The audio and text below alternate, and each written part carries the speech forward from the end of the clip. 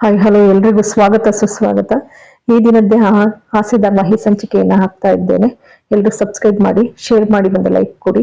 ಇತ್ತ ಮೀನಾ, ಕನಕ, ಅವರಮ್ಮ ಎಲ್ರು ಕೂಡ ದೇವಸ್ಥಾನದಲ್ಲಿ ಇರ್ತಾರೆ. ಮಂಜನು ಕೂಡ ಇರ್ತಾನೆ. ಪಾಪ ಅಮ್ಮ ಅವರು ಕಾಗೆ ಸುಬ್ಬನ್ಗೋಸ್ಕರ ಕಾರ್ ಮಾಡಿ ಆಟೋ ಓಡಿಸ್ತಾ ಇದ್ರಮ್ಮ ಅಂತ ಅಂತಾಳೆ.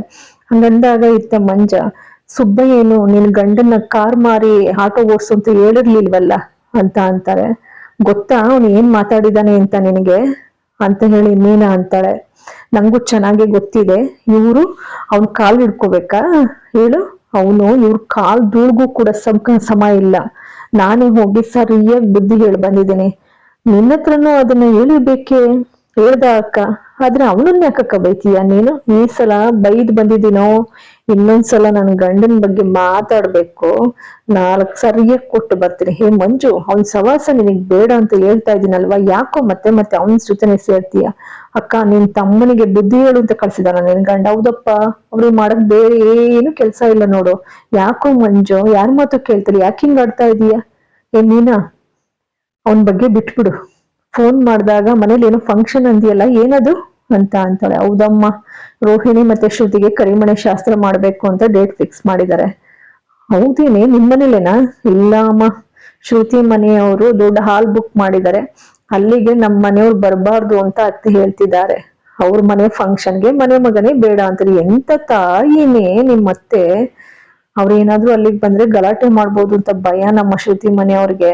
ಮುಂಜೆ ನಗ್ತಾನೆ ಪಕ್ಕದಲ್ಲಿ ನಿಂತ್ಕೊಂಡು. ಕರೆಕ್ಟ್ ಆಗಿ ಹೇಳಿದ್ದಾರೆ. ಎಲ್ಲೇ ಹೋದ್ರು ಗಲಾಟೆ ಸಹಜ ತಾನೆ.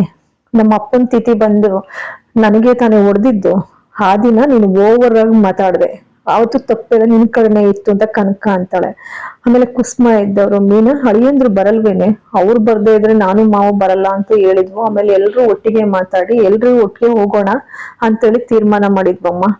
ನಮ್ಮ ಮಾವ ನೀವೆಲ್ರು ಬರ್ಬೇಕು ಅಂತ ಹೇಳಿದ್ರು, ಆದ್ರೆ ನಾನೇ ಬೇಡ ಅಂತ ಹೇಳ್ಬಿಟ್ನಮ್ಮ. ಯಾಕಕ್ಕ? ನಾವ್ ಅಲ್ಲಿಗೆ ಬರೋದು ನಿಂಗೆ ಇಷ್ಟ ಇಲ್ವಾ ಕನಕ? ಇದು ಇಷ್ಟದ ಪ್ರಶ್ನೆ ಅಲ್ಲ ಕಣೆ. ಅಲ್ಲಿ ಏನಾದ್ರೂ ಸಮಸ್ಯೆ ಆಗ್ಬೋದು ಅಂತ ಹೇಳಿ ನನ್ ಬೇಡ ಅಂದೆ ಅಷ್ಟೇ ಅಂತ ಅಂತಾಳೆ. ನೀವ್ ಅಲ್ಲಿಗೆ ಬರೋದು, ಅಲ್ಲಿ ಏನಾದ್ರೂ ಆಗೋದು, ಮತ್ತೆ ಅದೆಲ್ಲ ನಿಮ್ಮಿಂದನೇ ಆಗಿದ್ದು ಅಂತ ಅತ್ತೆ ಹೇಳೋದು, ಇವೆಲ್ಲ ಏನು ಆಗೋದ್ ಬೇಡ ಅಂತಾನೆ ನಾನೇ ಬೇಡ ಅಂತ ಹೇಳ್ದೆಮ್ಮ. ಸರಿ, ನಮ್ಮನೆ ಹೇಳೋದ್ ಸರಿ ಇದೆ ಕಂದ. ಕನಕ ನಿಮ್ಮನೇಲಿ ಹೂ ಕಟ್ಟಕ್ ಬಂದಾಗ ಕನಕ ಮತ್ತೆ ರವಿ ಬಗ್ಗೆ ತುಂಬಾ ತಪ್ಪಾಗಿ ಮಾತಾಡಿದ್ರಂತೆ. ಯಾಕೆ ಅವ್ರ ಹಾಗೆ?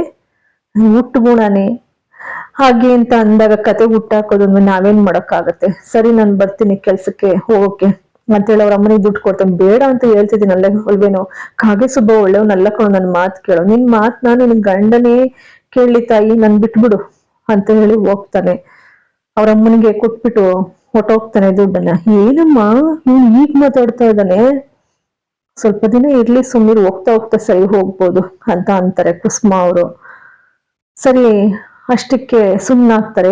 ಈ ಕಡೆ ರೋಹಿಣಿ ಬ್ಯೂಟಿ ಪಾರ್ಲರ್ ನಲ್ಲಿ ಯಾರೇ ನನ್ನನ್ನ ಕೇಳ್ಕೊಂಡ್ ಬಂದ್ರು ಒಳಗಡೆ ಬಿಡ್ಬಿಡಿ, ಯಾರೇ ಆಗಿರ್ಲಿ ನೆನ್ಪಿರ್ಲಿ ಅಂತ ಅಂತಾಳೆ.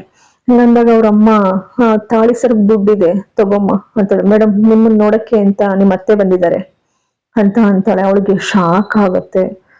ಆಮೇಲೆ, ಮೇಡಮ್ ಯಾರೇ ಬಂದ್ರು ಬಿಡ್ಬೇಡ ಅಂತ ಹೇಳಿದಾರೆ ಮೇಡಮ್, ನಾನು ಕೇಳ್ಕೊಬರ್ತೀನಿ, ಏನು ಬೇಕಿಲ್ಲ ಬಾಯಿ ಕಡೆ ಅಂತ ಅಂತಾಳೆ. ಆಮೇಲೆ ಇಲ್ಲಿ ಕಿರ್ಚಾಡ್ತಾ ಇರ್ತಾಳೆ ರೋಹಿಣಿ.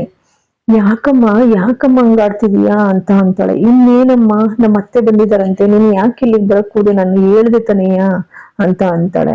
ಆಮೇಲೆ ಅಷ್ಟೊತ್ತಿಗಾಗ್ಲೇ, ತಾಳಿ ಇಷ್ಟೊಂದು ದುಡ್ಡು ಎಲ್ಲಮ್ಮ ತಂದೆ ಅಂತ ಅಂದಾಗ, ಅಲ್ಲಮ್ಮ ನಿನ್ನ ತಾಳಿ ಅಂತೂ ನಿನಗ್ ಪ್ರಯೋಜನಕ್ಕೆ ಬರ್ಲಿಲ್ಲ. ಅದೇ ತಾಳಿ ಇವತ್ತು ನಿನ್ನ ಇನ್ನೊಂದು ಹೊಸ ಬಾಳಿಗೆ ನಾಂದಿ ಆಡ್ತಾ ಇದೆ.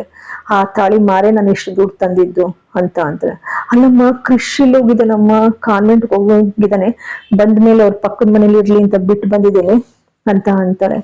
ಹಂಗಂದಾಗ, ಅಲ್ಲಮ್ಮ ಏನೇ ಆಗ್ಲಿ ಸಂಬಂಧ ಕಳ್ಕೊಬಹುದು ಸುಲಭವಾಗಿ, ಆದ್ರೆ ಕಳ್ಳು ಬಳ್ಳಿನ ಕಳ್ಕೊಳಕ್ಕಾಗತ್ತೇನಮ್ಮ ಅಷ್ಟು ಸುಲಭವಾಗಿ ಹೇಳು ಅಂತ ಅಂತಾಳೆ. ಕೃಷಿ ನಿನ್ ಕರುಳ ಬಳ್ಳೆ ತಾನೆ ಅನ್ನೋ ಅರ್ಥದಲ್ಲಿ ಅವ್ರು ಮಾತಾಡ್ತಾರೆ. ಆಮೇಲೆ ರೋಹಿಣಿ ಕಣ್ಣೀರಾಗ್ತಾಳೆ. ಅಷ್ಟರಲ್ಲಿ ರಿಸೆಪ್ಷನಿಸ್ಟ್ ಬಂದು, ನಿಮ್ಮ ಅತ್ತೆ ಇನ್ನು ಯಾರು ಬಂದಿದ್ದಾರೆ ಅಂತ ಅಂತಾಳೆ. ಆಮೇಲೆ ದಿಢೀರಂತ ಒಳಗ್ ಬಂದಾಗ ಅವ್ರ ಅತ್ತೆನೇ ಆಗಿರ್ತಾಳೆ.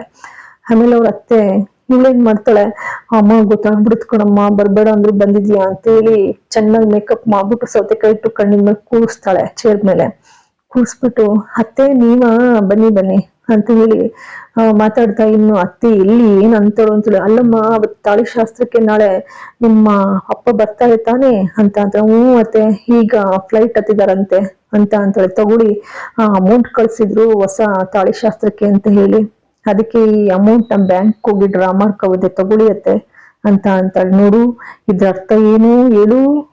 ಅವರು ತಾಳಿ ಶಾಸ್ತ್ರಕ್ಕೆ ಮೊದ್ಲೇ ದುಡ್ಡು ಕಳ್ಸಿದ್ದಾರೆ ಅಂದ್ರೆ ಬಂದೇ ಬರ್ತಾರೆ ಅಂತ. ಆಯ್ತಾ? ಅಲ್ಲ ರೋಹಿಣಿ, ಇವ್ರು ಯಾರಮ್ಮ ಕಸ್ಟಮರ್? ಮತ್ತೆ ಕಸ್ಟಮರು ನೋಡಿ, ತಾಳಿ ಶಾಸ್ತ್ರಕ್ಕೆ ರೋಹಿಣಿ ಅವಳಿಗೆ ಪಾಪ ಅವ್ರ ಅಮ್ಮ ಎಲ್ಲ ಕ್ಯಾನ್ಸರ್ ಆಗಿ ಸತ್ತೋಗ್ಬಿಟ್ರಂತೆ, ಅವ್ರಪ್ಪ ಒಬ್ರೇ ಇರೋದು, ಹಾಗಾಗಿ ನಾನೇ ಅವಳನ್ನ ತಾಯಿ ತರ ನೋಡ್ಕೊತಾ ಇದ್ದೀನಿ, ಬಂದ್ಬಿಡಿ ತಾಳಿ ಶಾಸ್ತ್ರಕ್ಕೆ. ಆಗ್ಲಮ್ಮ, ಅವ್ರ ತಾಯಿಗೆ ಏನಾಗಿತ್ತೋ ಪಾಪ. ಆಯ್ತು, ಒಳ್ಳೆ ಹುಡುಗಿನೇ, ಆಯ್ತು ಬರ್ತೀನಮ್ಮ ಅಂತ ಅಂತಾಳೆ ರೋಹಿಣಿ ತಾಯಿ ನೊಂದು. ಆನಂತರ ಆಮೇಲೆ ಬರ್ತೀನಮ್ಮ ನಾನು.